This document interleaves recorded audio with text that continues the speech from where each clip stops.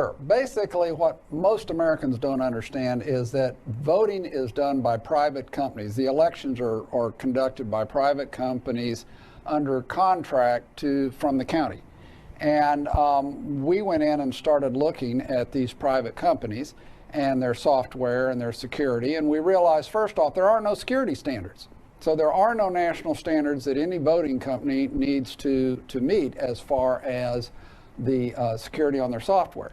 And as a result of that, we then began to look and we realized how easy it is to change votes.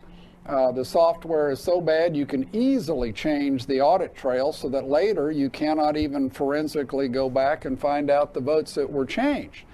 And that led us to a number of areas. One, we said, well, what happens to your vote after whatever the voting company locally does to it? What happens to it? Well, it turns out in the case of Texas and 28 other states, it all goes to a server in Frankfurt, Germany, which is owned by Barcelona, Spain multinational, and that's who actually controls and reports your vote. I got to jump in. So here in Texas, if you vote early, and so your vote is being stored, you think, safely somewhere, the data about all the votes in Texas and 27 other states, the early voting data is actually being held in a server in Germany. That is correct. And not only that, but in their process, and by a company called Seidel, and in their process, we can even see malware sitting there collecting all the credentials of all the county workers everywhere who are submitting information up, which means you can now go back into the county and change votes there too. So you don't just change it in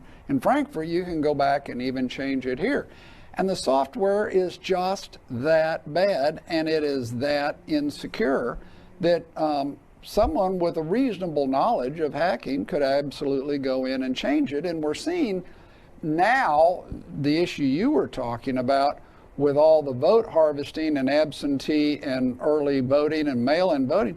We're seeing what happens when software that is that bad gets out there.